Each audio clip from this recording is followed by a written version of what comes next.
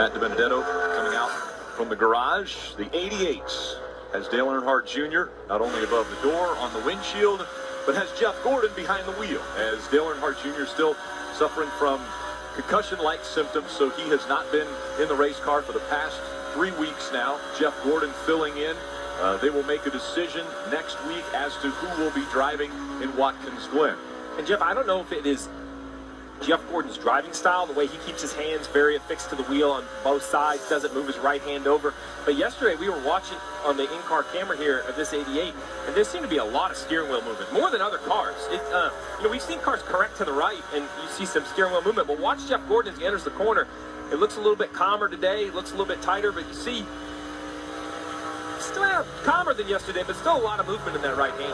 Yeah, the other thing, Steve, that I noticed is that how late he shifts, like downshifts. Yeah, see that? He doesn't shift until the middle of 3, and that just seemed really late to me. Now, I think he's won a few races here, so I'm pretty sure he knows what he's doing. So, but it just surprised me to see him shift as late as he does. Normally you'll see drivers shift well before they get to the center of the corner, but watch Jeff right here get into turn 1. A lot of drivers have shifted by now. He's coming in right now, but he shifts a little later than most drivers do.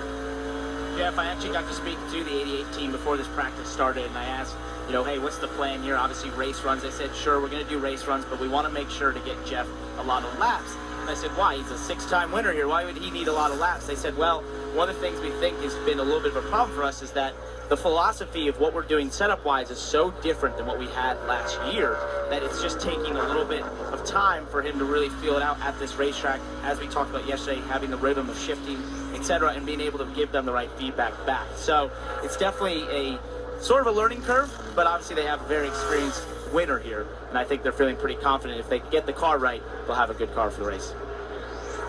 So here you have a multi-time champion, right? And this is why I try to explain to people how hard driving a race car is, how hard setting a race car up is. If you come back like you were 2 years ago, you're going to run off. You have to constantly be evolving. And the little bit of time that Jeff Gordon's been out of the race car, things have changed that much.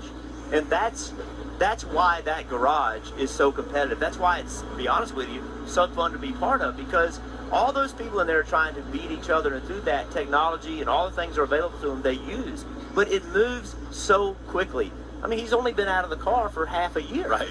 And he needs to adjust to the new setups that we have. That's how quickly things change. Dale Earnhardt Jr. actually tweeted earlier an update on how he is doing. It says, no change lately. Symptoms have plateaued over the last week. Balance, gauge stabilization are only issues. Doc's preaching patience. So be patient. And we say that word so many times around